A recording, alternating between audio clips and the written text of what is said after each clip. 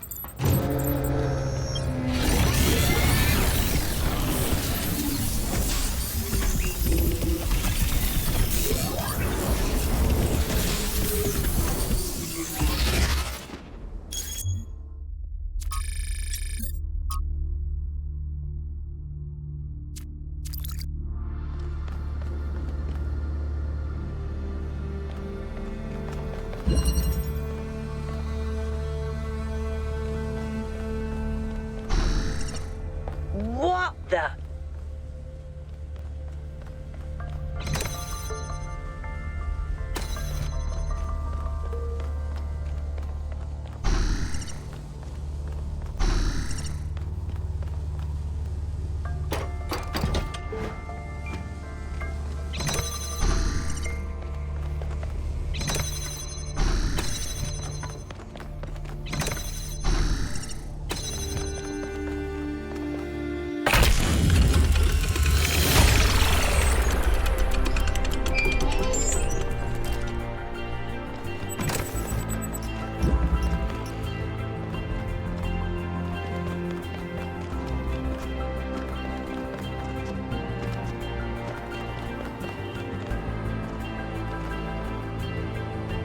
Everything okay?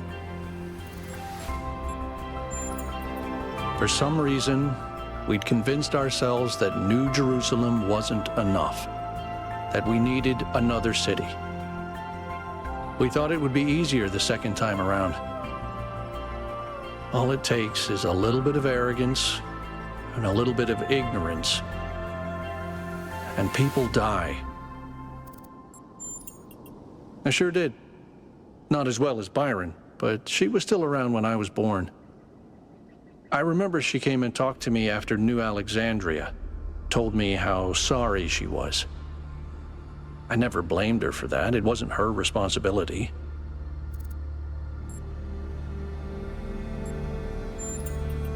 A lot busier than it is now. My most defining memory is that it was extremely noisy, because something was always being built. Got annoying after a while.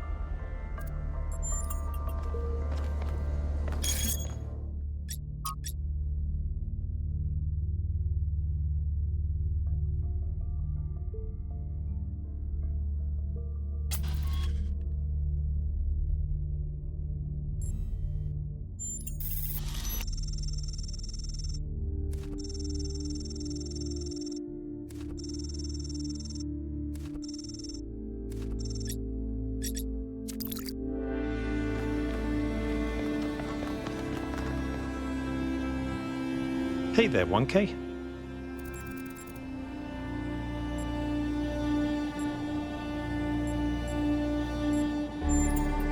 I think every single human being is completely unique, and every instance of consciousness is a miracle. The more of us there are, the more alive the universe is. And the more we all interact with each other, the more complex the life of the universe becomes. So I believe that people are a fundamental good. I don't believe we're all flawless, but I think every one of us matters precisely because nothing else does. Then at least we may be able to find out what happened in New Jerusalem, why she came here. But I don't think she left the island. I think she's still here, waiting for us to make the right choices. It would be nice if something good happened for once, wouldn't it? Okay? How many robots does it take to change a light bulb? Replacing a light bulb is a waste of resources, and the founder would be outraged. Herman didn't seem to think so. Could be, yes, of course. All technology has the potential to be misused, from fire and the wheel to whatever makes these particle clouds. But that doesn't mean it has to be. In the principle of it, no. It's not just that I believe humanity is fundamentally good, although I do. It's that I think sentience is the foundation of everything else. What's the point of stars and galaxies, of hills and forests, without someone to perceive them? But my faith that we can actually grow up, that we can break out of these loops and take control of our destiny, that's something I struggle with every single day. Herman, honestly, I think he makes people feel safe. The world beyond our walls is frightening. Human history is full of failures and disasters. It's easy to look at that and recoil. Herman offers a vision of the future that feels contained, manageable. For a little while, no. Everyone needs periods of rest. But as a permanent choice, yes. I think it's regression, decay.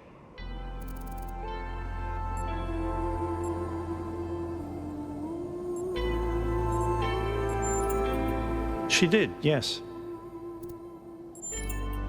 Some people in New Jerusalem choose to live in family units, although usually that involves marriage or equivalent ceremonies, not having children. You could say that Athena was a kind of mother to us, and Cornelius a kind of father, but it's not quite the same. Athena was always trying to understand the reality underneath what we perceive, the objective truth. That's why she was capable of leaving the simulation. And even after she was free, she never stopped trying to understand more. I suspect her research took her another step closer to understanding the truth. And such steps always challenge our conception of the universe. But that's the wonderful thing about science. We can adapt our views to the evidence. Because they refused to grow up. They refused to take control of their lives. They let bureaucrats and financiers determine their destiny, and those people could not think beyond themselves, beyond the tiny, insignificant moment they were trapped in. Their technology could have saved them, but what really failed them was their imagination. In the sense of an interventionist deity? No. I wouldn't rule out the possibility, but it's not something I personally believe. But I do think there is something genuinely sublime in this universe, and it's right in front of us. Consciousness. The fact that this sense of self is even possible, that an arrangement of matter can produce a self-aware mind? Think about it. It's a fundamental property of the universe, an unbreakable law that matter has the inherent capacity to become more than the sum of its parts. That is the definition of transcendence.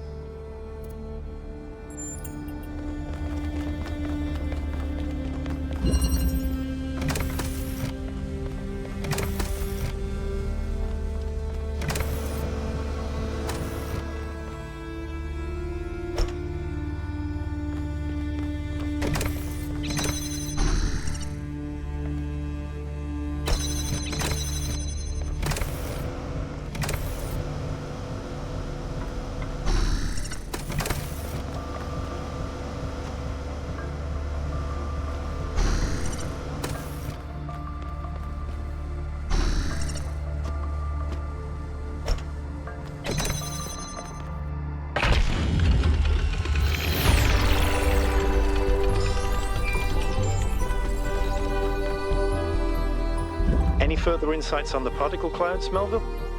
To be honest with you, Byron, I feel like a caveman trying to study Bose-Einstein condensate.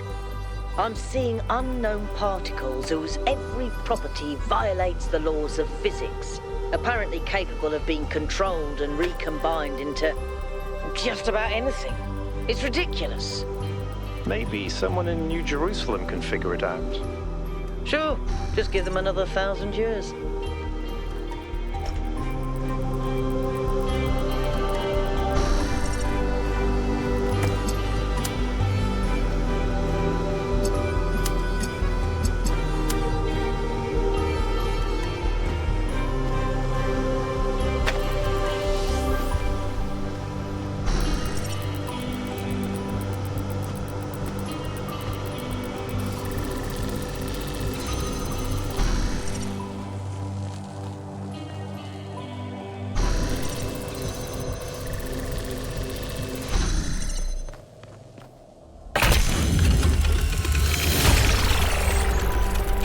I'm glad to see all those overloads haven't damaged your logic circuit. 1K, I've been watching you solve these puzzles, and this body replication tech is incredible. It just casually blows up the very foundations of our society. You can say that again. Making even just one of us is bloody hard. We're not like toasters. You don't just weld together a couple of wires and a motherboard and call it a day. Not to mention how hard it is to even find some of the materials. And this thing just, poof, new human. It was. Or was it?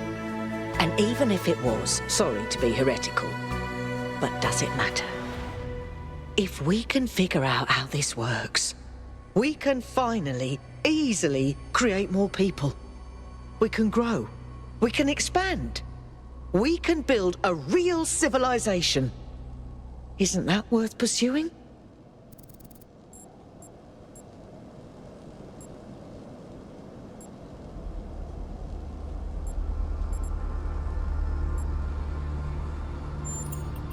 Look, yes. Large amounts of people can cause problems. But even the problems they cause are interesting. Because without people, the world is boring. I'm not even saying there isn't some planetary limit. But I've done the maths. It's in the high billions, not a measly 1,000. Anyway, we all need to think about what this means. Glad you and I are more or less on the same page.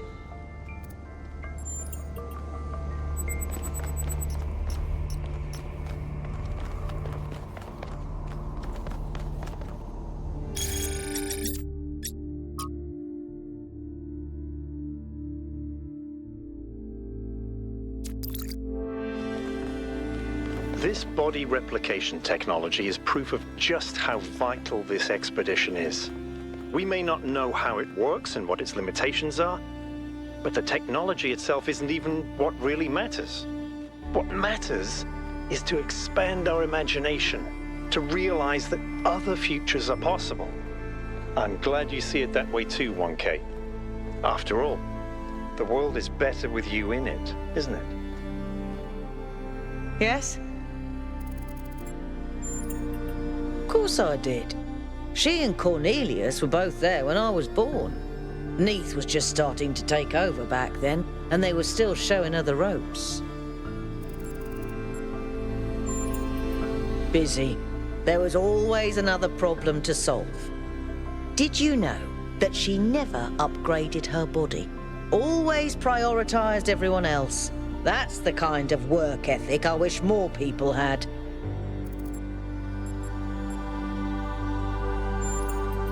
I suppose so. For me, living is doing. But I understand that other people have more varied needs. I've never felt the need for a partner as such. I've met a lot of people who do. Athena and Cornelius, Atal and Damien, Sarabai and Hypatia. But that's not really for me. So far, at least. But I do have social needs, like anyone. What I like is a pleasant buzz of humanity. Not too close, not too far. Something I can be part of without having it get in my face all the time. The data stream overloads. Yes, they could. There are safeguards to prevent that from happening, but these aren't exactly carefully controlled circumstances. It's hard to predict. Our brains are absurdly complicated, which is why it's so hard to make more of us. Maybe she just got sick of things breaking all the time. As far as I can tell, anything, which is insane. I used to think it was the only safe way forward. Keep things simple and under control. Now I'm not so sure that ever made sense. She's so innocent and full of wonder, it should make me want to retch, metaphorically speaking. But I'll admit, she's sort of charming.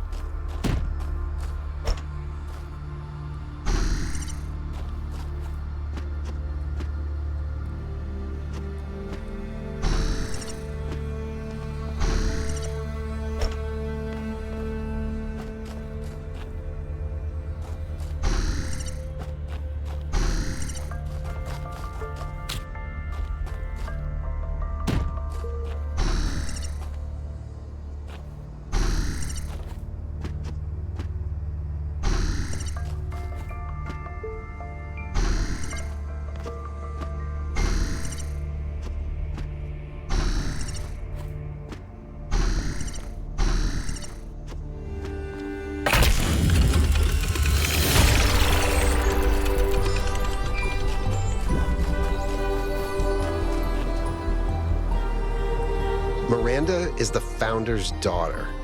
It's still kind of blowing my mind. She came all the way out here, left everything she had behind, and created a new life. Why do you think she did that?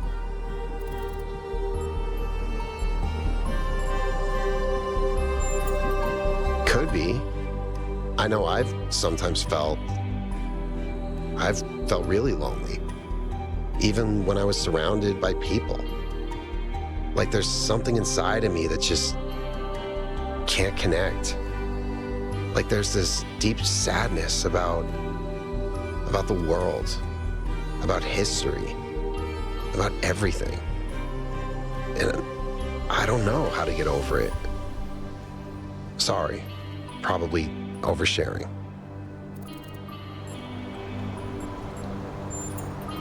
I know.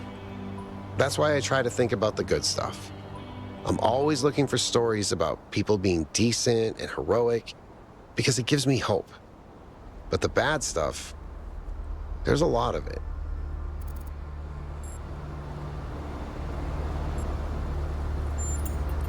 You're right. I know you're right. But it's hard sometimes.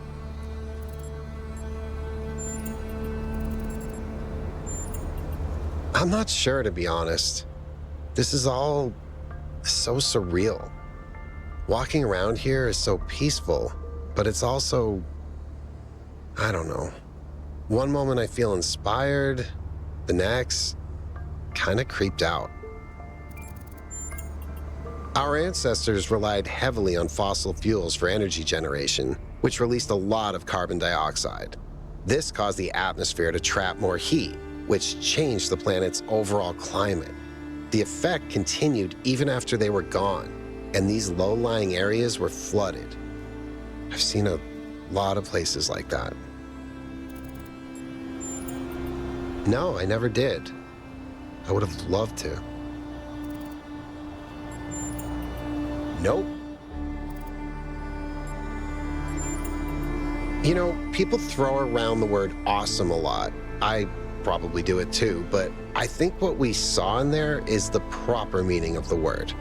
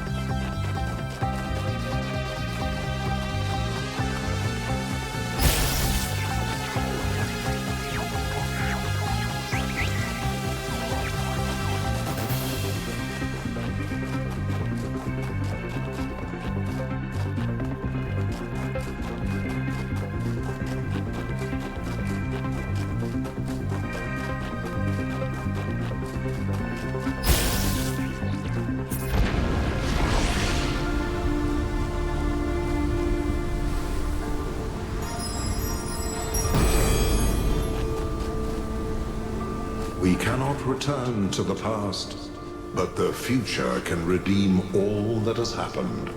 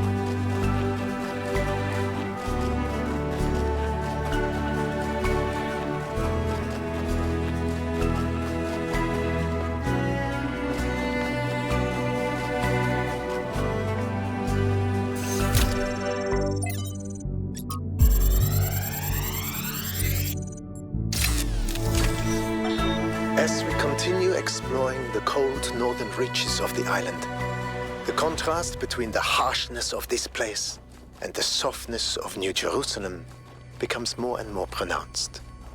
There is a kind of madness in what we are doing, going to a place that is so hostile to our existence.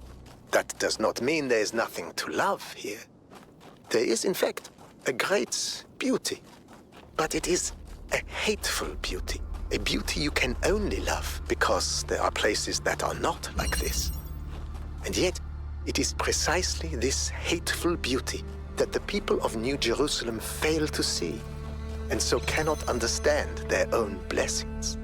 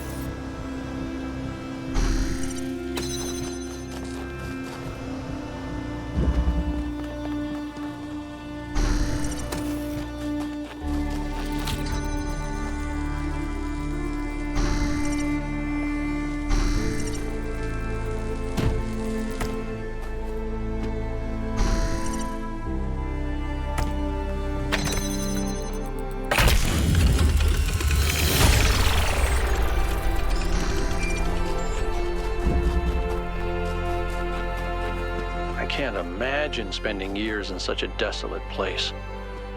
For what? Science? Enlightenment? I'd much rather be back home in New Jerusalem. I think it's beautiful in its own way. But I don't understand how our ancestors could survive here. They were so fragile. Imagine getting stuck out here in the cold. I wonder if there are wolves. It's kind of a miracle biological humans lasted as long as they did.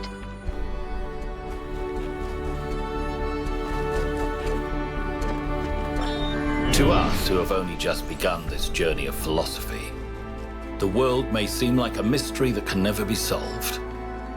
A great deal has been written since the days of the Seven Sages, but how much of it is truth and how much of it is idle speculation? I've offended many by saying that most philosophy will, as the centuries pass, be discarded as foolishness and superstition. But it is a truth only philosophers fail to see.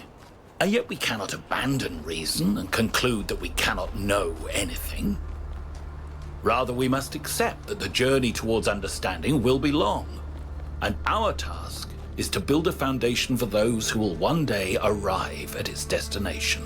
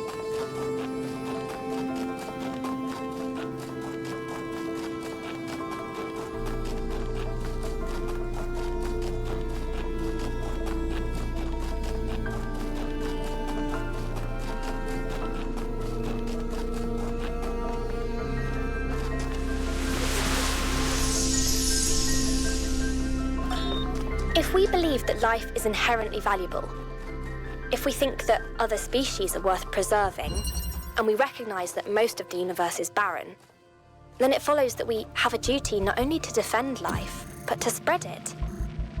If life is the most valuable thing in the universe, then perhaps, in a sense, the cosmos itself is depending on us to do this. Like birds carrying seeds to uninhabited islands. Maybe that's our role in the galactic ecology.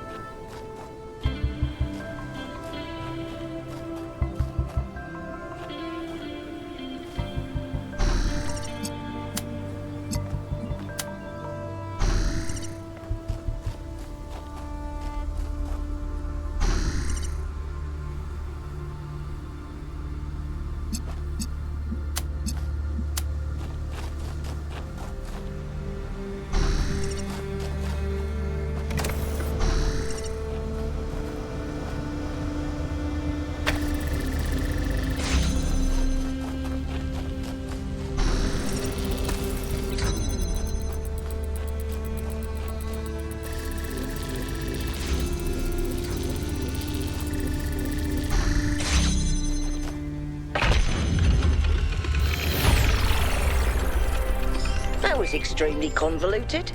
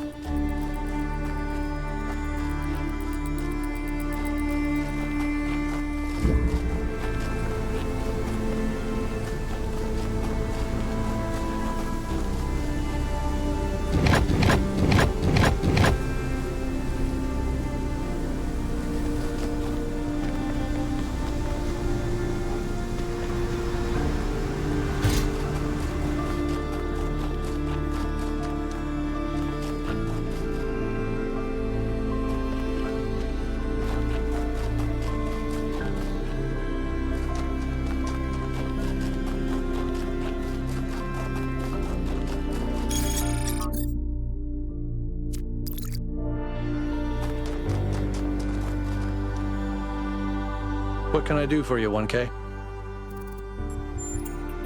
It seems like something that could very quickly get out of control. You know that saying about good intentions? If we can solve problems by just making more people, how long before people just become a problem-solving tool?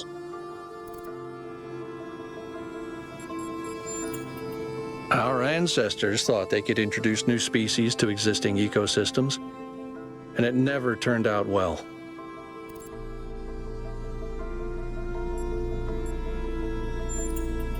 Like a lot of things Miranda says, it sounds pretty, but once you think about it, you start seeing the problems.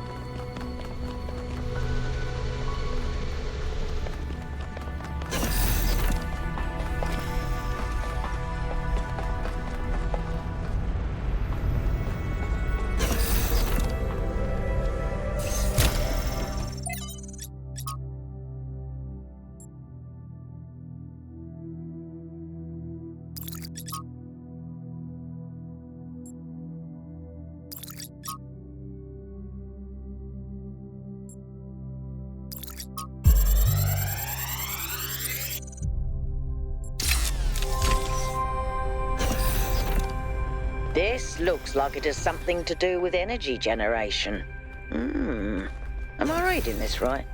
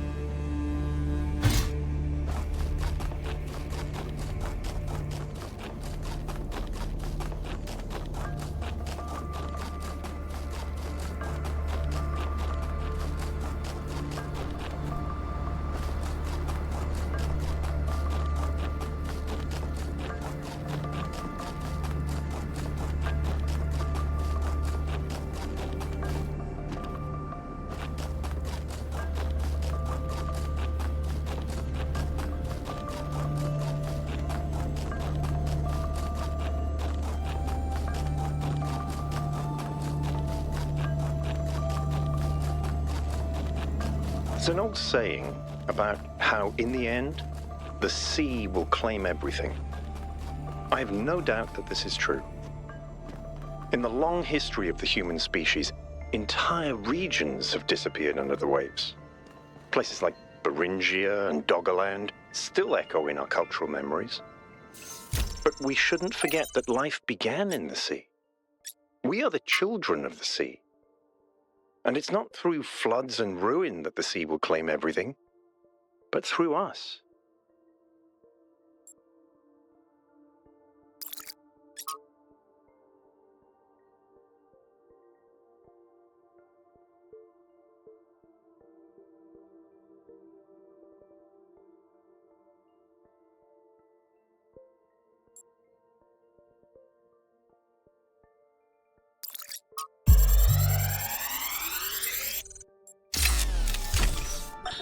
Now, I have to talk science fiction for a bit because I love science fiction, but it drives me nuts. There's this cliche that shows up over and over, and every time someone uses it, everyone pretends it's really profound. It goes something like this. A scientist invents something good, but, oh no, it's actually really bad. You could have something that makes your life better, but no, you can't. How dare you even want it? That's hubris. That's playing God. And it's never anything that reflects the real world, right? It's never, oh no, you invented a vaccine for cervical cancer. Oh no, you invented a new class of antibiotics. Oh no, you cured malaria. How dare you? Those diseased mosquitoes are way more important than human lives. How did science fiction become so reactionary? You know, if we all thought this way, you guys wouldn't even exist. At least Alex agrees with me. She has good taste.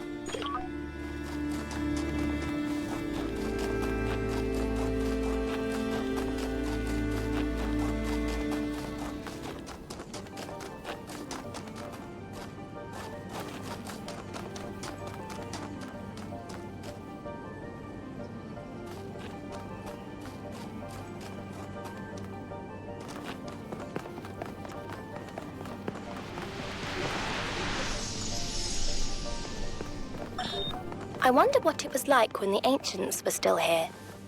Their world seems so lively. Not always in a good way. Interesting times are great to read about, but rarely great to experience. That's true. But they left behind so much art and philosophy and religion, and so many strange stories. Is New Jerusalem like that?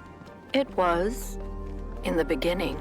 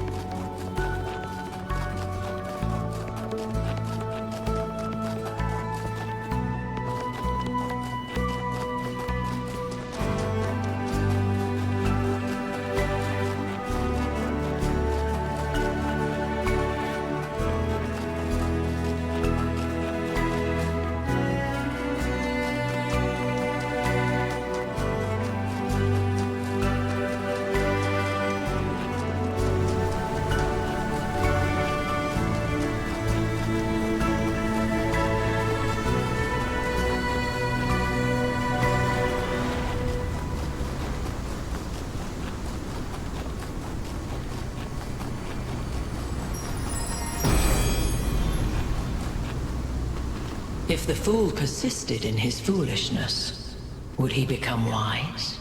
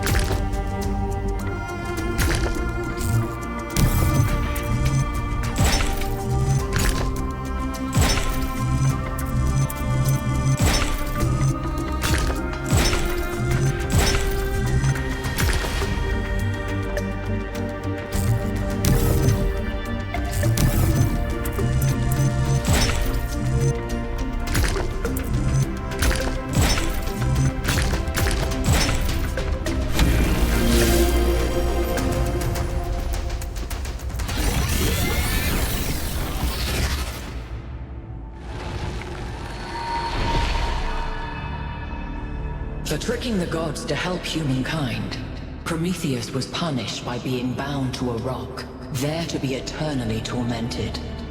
The chains that held him were forged by Hephaestus, blacksmith to the gods. Was Hephaestus right to allow his art to be used in this fashion?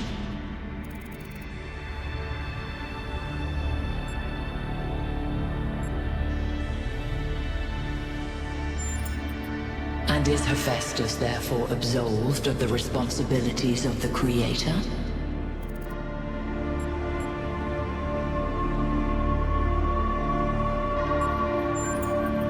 Interesting.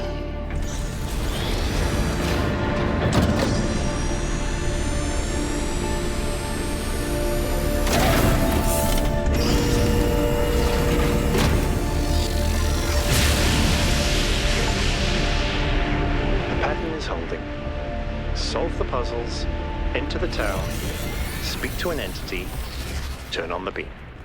It's like she's appealing to our past, reminding us of where we came from, but changing enough elements to make us view our history through a different lens. Or maybe I'm completely missing the point. I don't know. You might have something there. I read about this in a book. It's called defamiliarization. You could? I think I'm actually impressed.